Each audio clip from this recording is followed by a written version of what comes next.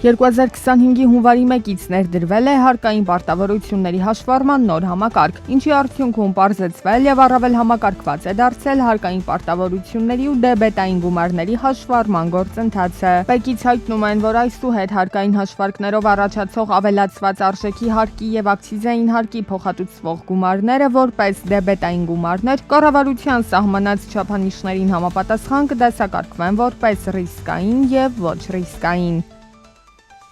Կարևոր առաջընթաց է արձանագրվել Հայաստանի ձկնարդյունաբերական ոլորտում։ 2025-ի մարտի 16-ից Հայաստանը պաշտոնապես ստացել է Եվրոպական միության երկրներ բարձրորակ ջրային կուլտուրաների, թեփուկավոր ձկների եւ դրանց արտադրանքի, խավիարի եւ ձկնկիթի արտահանման իրավունք։ Այս կարևոր իրադարձությունը նշանակալի քայլ է Հայաստանի տնտեսական բազմազանեցման ուղղությամբ, որը նոր հնարավորություններ կստեղծի աճի եւ համաշխարհային համագործակցության համար։ Հայաստանն ընդգրկվել է ռուսական շոկոլադե հրուշակեղեն ներմուծող երկրների լավագույն տասնյակի մեջ։ Հայաստանը վարկանիշային աղյուսակում զբաղեցրել է 8-րդ հորիզոնականը։ Ռուսական շոկոլադը գնալով ավելի տարածված է դառնում արտասահմանում։ Ռուսական հրուշակեղենի համար ամենամեծ ներուժ ունեցող շուկաները Չինաստանն ու Պարսից ծոցի երկրներն են։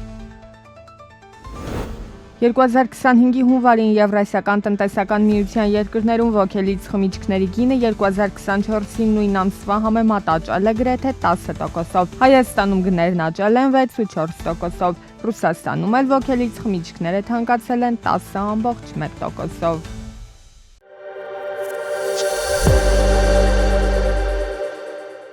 Ամենախոշոր բեռնարկղային փոխադրողներից մեկը ֆրանսիական CMA CGM-ը $20 միլիարդ կներդնի ԱՄՆ ծովային տնտեսության մեջ։ $20 միլիարդ ներդրումը պայմանավորված է Միացյալ Նահանգների նախագահական ընտրությունների արդյունքներով։ Ներդրման շնորհիվ Միացյալ Նահանգներում կստեղծվի 10,000 նոր աշխատատեղ։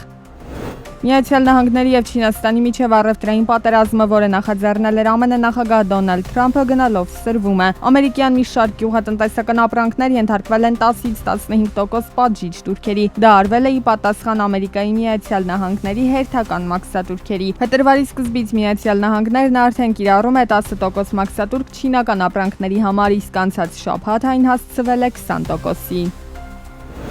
Չինաստանում նախորդ ամիս պարենային ապրանքների գները նվազել են 3.3%-ով, դրա հիմքում թարմ բանջարեղենի գների անկումն է 12.6%-ի չափով։ Ոչ պարենային ապրանքներն էժանացել են 0.1%-ով։ Երկրում փետրվարին թանկացել են միայն բժշկական ծառայությունները 0.2%-ով։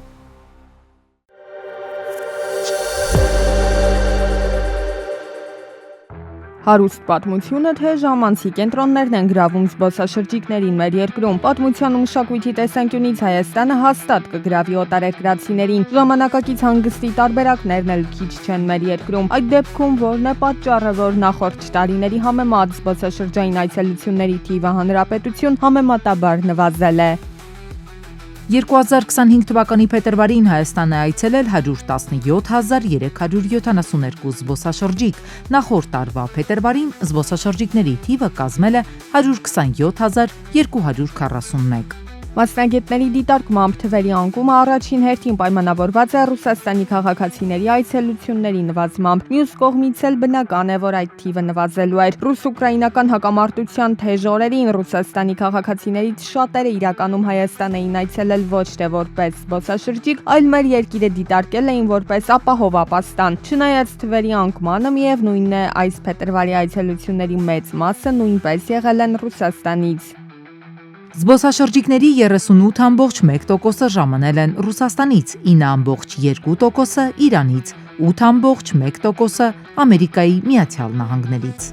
Այդ զբոսաշրջիկների մեծ մասը 77.3%-ը Հայաստան է այցելել հանգստի եւ ժամանցի նպատակով։ Ավելի քիչ թիվ են կազմել գործնական, բուժման եւ կրթության նպատակով Հայաստանը նախընտրած օտարերկրացիները։ Զբոսաշրջային առաջին անկումը Հայաստանում գրանցվեց կորոնավիրուսի համավարակի օրերին։ Շուրջ 5 ամիս փակ սահմանների հետևանքով այցելությունները նվազագույն մակարդակի էին հասել։ Փորձագիտական համայնքում ասում են, Հայաստանը կարողացավ հնարավորինս արագ շտկել իրավիճակը։ 2020 թվականին ցամաքային ու օդային սահմանները փակվելուց առաջ հունվարից մինչև մարտի 1-ը 311,000 զբոսաշրջիկ էր այցելել Հայաստան։ Հյուրերի մեծ մասը ընտրել է օդային տրանսպորտը եւ ժամանել Զվարթնոց միջազգային օդանավակայանով։ Ցամաքային անցակետերից առաջատարը Բագրատաշեն անցակետն է, մինչդեռ այրում անցակետով գրանցվել է ամենակիչ հատումը։ Զբոսաշրջիկների ամենաակտիվ խումբը 35-ից 44 տարեկան մարդիկ են։ Ամենակիչ թվով հյուրեր են գրանցվել 13-ից 17 տարեկան դեռահասների եւ 65 տարեկանից բարձր անձանց շրջանում։ Թեև նախնական պատկերն արդեն կա, բայց դեռևս վաղ է կանխատեսումներ անել, թե ինչ ընթացք կունենան այցելությունները Հայաստան այս տարի։ Փորձը ցույց է տալիս վիճակագրական պատկերը հիմնականում սեպտեմբերին կտրուկ փոփոխության է ենթարկվում, այնպես որ զբոսաշրջիկների հոսք Հայաստան դեռ ակնկալվում է։